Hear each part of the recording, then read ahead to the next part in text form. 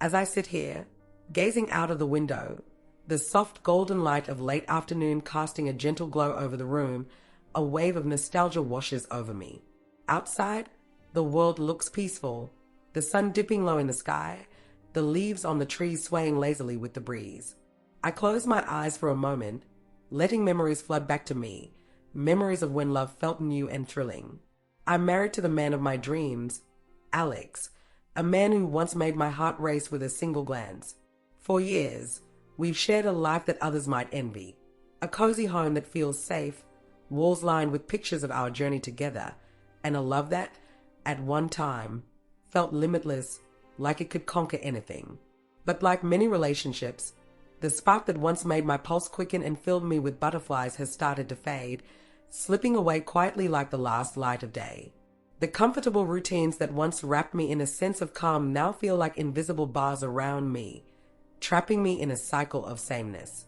The steadiness that used to bring me peace now feels stifling, as if every familiar detail in our life together is a small reminder of everything I miss, of a thrill I can't reach, of a part of me I can't express.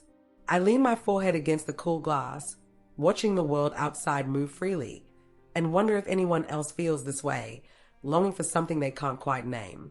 I tried to bring it up to Alex one evening. We were sitting together after dinner, the dim light casting soft shadows around our living room.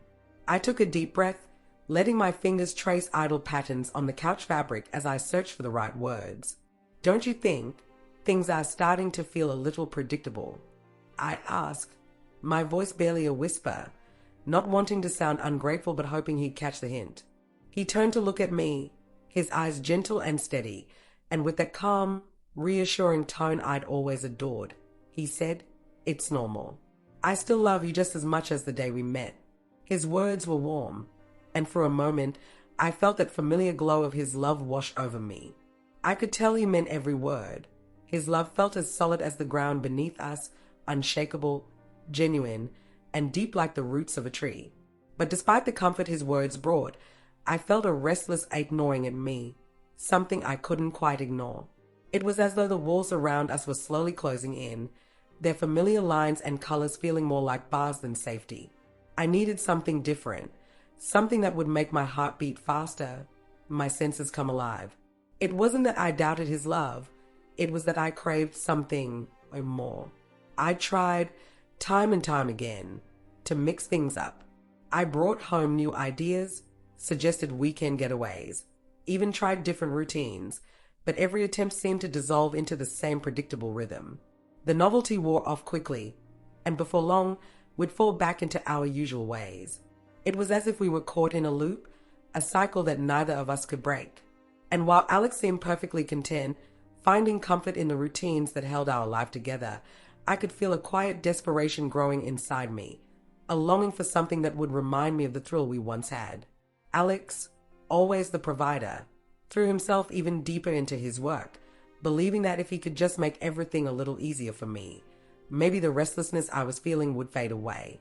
Each day, he left the house early, his crisp shirt neatly ironed, a faint scent of his cologne lingering in the air after he'd gone. He'd come home late, looking tired but hopeful, his eyes crinkling at the corners as he greeted me, the weight of his long hours showing in the slow way he moved, the quiet sighs he tried to hide. He started picking up extra shifts, pushing himself to bring home a little more, convinced that if we were comfortable enough, if every need was met, every bill paid without a second thought, then maybe I'd find the happiness I was searching for. He'd walk in carrying little treats sometimes, a small bouquet or my favorite snacks, gestures he thought might lift my spirits. He was doing everything he could to provide for us, to build a life where we didn't have to worry about anything. And to make me happy, he even carved out extra time in his already packed schedule. He'd take me out for dinner on Friday nights or suggest watching my favorite show together, sitting close to me on the couch, his arm around me. But as much as I loved those moments, they felt safe, routine, a little too predictable. It wasn't the time I needed. It was something more, something I couldn't explain. I craved an experience that would make my heart race, something spontaneous and thrilling. And no matter how much he did, the ache inside me grew. a silent hunger for adventure that only deepened with each passing day. A strange thought began to creep into my mind, like a shadow slowly spreading across a room at sunset. I'd read about couples who had taken the daring step of inviting a third person into their intimacy. The idea wasn't something I'd ever seriously considered before, but now it stirred something deep within me, a flicker of excitement, maybe, or even a quiet sense of rebellion against the routine we'd fallen into. I could almost feel my heart beat a little faster at the mere thought of it, a tingling curiosity I couldn't quite ignore. But a knot of uncertainty tightened in my chest. How would Alex react? He'd always been so steady, so rooted in his love for me and in the life we'd built together. One night, after a glass of wine had softened my nerves, I gathered the courage to bring it up. I leaned toward him, carefully choosing my words, and asked, as casually as I could, what he thought about threesomes. Alex paused, meeting my eyes with a half smile, but there was a hint of confusion behind it. He didn't give me a clear answer, and it was as if he couldn't quite understand why I would want something like that. The question seemed foreign to him, like I brought up a concept he'd never even considered. But I couldn't let the thought go. It lingered, weaving itself into the corners of my mind, becoming something I found myself returning to again and again. A part of me was determined now. I had to try something, anything, to reignite the thrill, the electricity that had slowly slipped out of our marriage. I convinced myself that this was more than just an impulse. It was a chance to rediscover that spark, to bring back the excitement that felt like it had faded into the shadows over time. Then, one afternoon, I was scrolling through social media when an advertisement caught my eye. It was for an escort service, and a mischievous idea popped into my mind. I thought about hiring someone who looked stunning, someone who would be impossible for Alex to ignore. She could come in as a house help for a few days, subtly tempting him, testing his reaction to her presence. I justified it in my head as a kind of gift for him. I told myself it was harmless, a little adventure to shake things up. The plan came together almost too easily. When I mentioned to Alex that we could use some help around the house, he didn't even hesitate. He was happy I'd be getting some assistance, completely unaware of the real reason behind my proposal. His trust made it both easier and more difficult. I felt a pang of guilt, but it was quickly overshadowed by anticipation. The day arrived, and Elizabeth came over. She was beautiful, more than I had anticipated. Petite, with striking red hair and a warm smile that could disarm anyone. Her eyes sparkled with a mischievous charm that hinted she was more than just a regular house help. I gave her a quick rundown, whispering the real goal. She nodded, smiling as though we were co-conspirators in a grand scheme. Alex was at work when Elizabeth arrived, giving her time to settle in and get comfortable. She moved gracefully around our living room, her presence instantly noticeable even as she quietly arranged her cleaning supplies. Her auburn hair gleamed in the late afternoon light pouring through the windows, and every movement she made seemed practiced, intentional, almost like a dance. She wiped down surfaces and straightened cushions with a slight smile, as if the work was just a cover for the real reason she was there. When Alex finally came home that evening, I sat across the room, pretending to read a magazine but watching his reaction closely. The moment he stepped through the door, his expression shifted. His eyes landed on Elizabeth, and he paused, his face registering mild surprise. It was the kind of look he had when he saw something unexpected, like when he walked into a room decorated for his birthday. For a moment, he seemed a little off balance, his usual calm demeanor disrupted. His gaze lingered on her as she moved around the room, her dress catching the light in a way that emphasized its unexpected length, or rather, lack of it. Later, when we sat down together, I couldn't resist bringing her up, my voice casual but eager to hear his thoughts. He looked at me, a little uncertain, and shrugged. "She seems fine," he said, but then added with a slightly puzzled smile, "But is it normal for a house help to wear such a short dress for cleaning?" I laughed, unable to hold back the amusement bubbling up inside me. His reaction was exactly what I'd anticipated. "Did you like it?" I teased, raising an eyebrow, hoping to catch him off guard. He rolled his eyes, letting out a quiet laugh, but I noticed the way his smile tightened, a trace of discomfort lingering in his expression. It was small, but enough for me to know that Elizabeth's presence had left an impression, one he wasn't sure how to process just yet. The following day, Elizabeth seemed determined to take her role up a notch, and I could feel her confidence radiate through every move she made. Her choice of clothing was even more daring, a tight, short dress that clung to her figure, showing off the soft curve of her waist and the slenderness of her legs. She moved through the house with a kind of exaggerated grace, every action drawn out just enough to make it noticeable. When she bent down to reach a lower shelf, she did it slowly, almost delicately, giving anyone watching ample time to appreciate the way her outfit accentuated her shape. She was like a cat, calculated, sleek, and aware of every gaze in her direction. I couldn't help but watch Alex as he caught glimpses of her, his gaze lingering a bit longer each time. At first, he seemed a little stiff, his glances quick, as if he was forcing himself to look away. But as the hours passed, he grew visibly more distracted. I noticed the subtle shift in his posture, the way he'd sometimes lose focus on what he was doing, glancing over his shoulder whenever Elizabeth walked past. He was trying hard to stay composed, but I could read his body language as easily as I could read his face. He was struggling to ignore the undeniable presence Elizabeth brought into the room.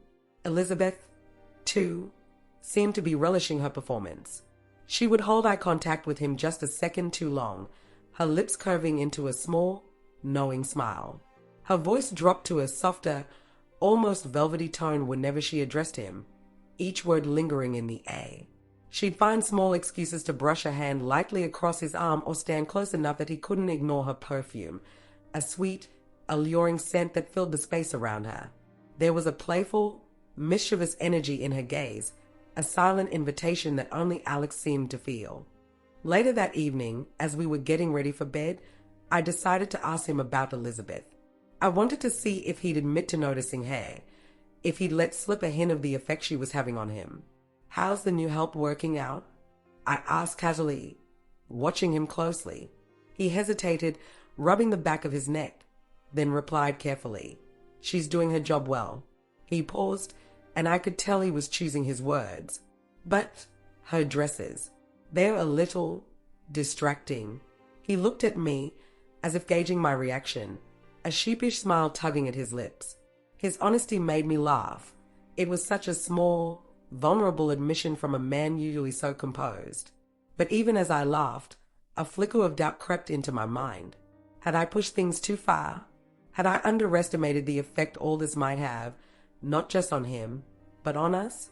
Deep down, I started to wonder if my playful plan was tipping into dangerous territory, one that might not be as harmless as I'd imagined. Days drifted by, each one feeling a bit heavier than the last, and Elizabeth continued her subtle provocations, her flirtations as delicate as spider silk but just as ensnaring.